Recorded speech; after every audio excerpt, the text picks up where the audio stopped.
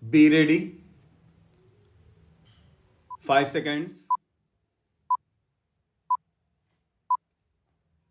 Start. Mr. Deputy Speaker, Sir, I am very grateful to the honorable members who have participated in this debate. I think it has been essentially a repetition of the arguments we have all heard in this house before. Let me begin by saying that it is not our claim that all is well with the economy. Considerable and significant progress has been made in tackling the basic maladies of our economy. We have put a collapsing economy back on the rails, and that if we persist in this path in the years to come, we will be able to tackle more effectively than ever before the task of removal of poverty, the task of removal of unemployment, and the task of improving the quality of living of our people. Sri Nirmal Chatterjee reminded me the growth is not sufficient. I entirely agree with him. But as he himself said, one of the basic conditions for achieving or for improving the quality of our life is to create more jobs. More jobs can come only out of higher growth. While growth itself may not be a necessary condition, growth, I believe, will generate necessary resources, tax revenues, with which we will be able to do those very things which he reminded us, which are essential for improving the quality of life. That is, more spending on health, more spending on education, on family literacy, etc. All these things can be done only if the economy is robust, if the revenues of the state are improving. This is the basic motivation of our economy. We are not in any way regarding on our cherished nation objective to get rid of this ancient scourge of poverty, ignorance, and disease which still afflict millions and millions of our people. Now, the real issue is how do we get to achieve this objective? I think some of them have picked up the holes, and I am not going to dispute that. But let me say that having listened to all of them, if you are searching for a consistent approach to planning of economic policies, I am afraid I did not detect that sort of approach in what has been said. But that does not bother me because I know that we are just on the verge of elections. People therefore like to exaggerate. But I draw comforts from what is happening outside this house. I think 3 days ago, the Times of India quoted a speech that was made at a Harvard seminar by Sri V.P. Singh, where he said that if I were to voice my true feelings about economic policies, I would not be in the opposition.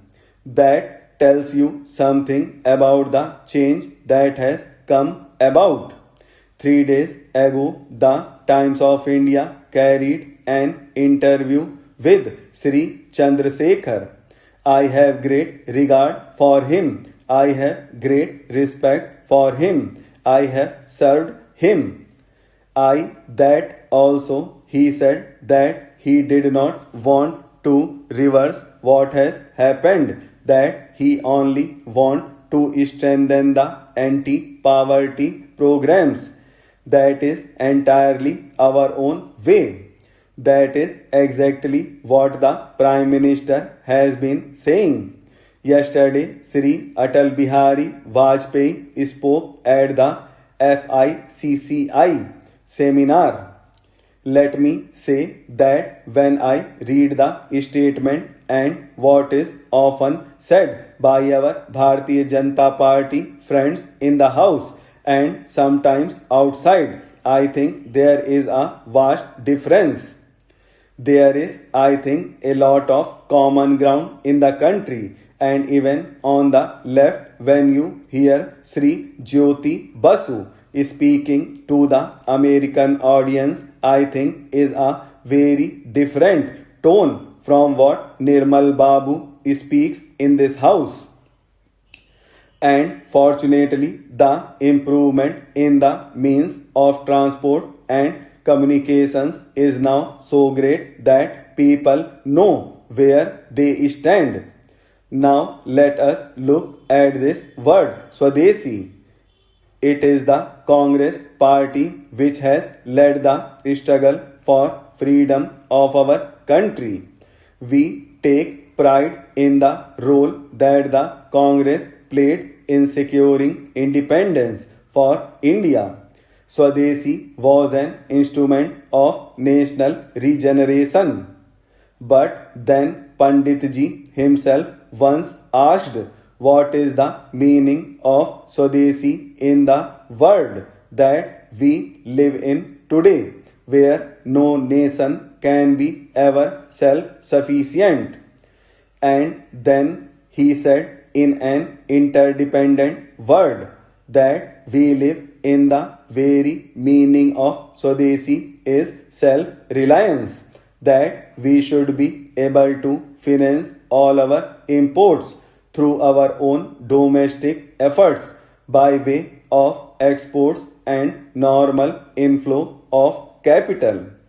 Now our friends on the Bharatiya Janata Party have been making a great deal of noise.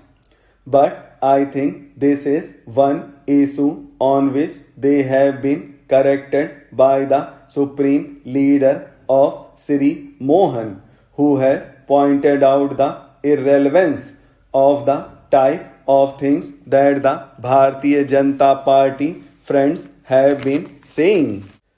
We in India believe, and I think this belief is shared by Mexico, that it is equally imperative to forge South-South cooperation in the spirit of collective self-reliance. Much has been said about it, but serious implementation of the concept is yet to take place. It is my government's hope that India and Mexico may give a lead by seriously exploring the possibilities and developing mutually beneficial cooperation in all those sectors of the economy where complementaries exist. We have between us enough technological skills, industrial capacities, natural and human resources to make a promising start to set the pace. The establishment of an Indo-Mexican Joint Economic Commission is a welcome development, and I am glad that the Commission will be holding its first meeting very shortly. The arms race goes on unabated, and disarmament, despite many initiatives taken under the United Nations auspices, remains a distant dream. This awesome race not only threatens peace and stability but is also a serious impediment in the mobilization of resources for the world's more even development. India and Mexico have consistently cooperated in international forums to advance the cause of disarmament. We must continue to demand resumption of the dialogue between the two superpowers for limitation and reduction of the world's burden of arms.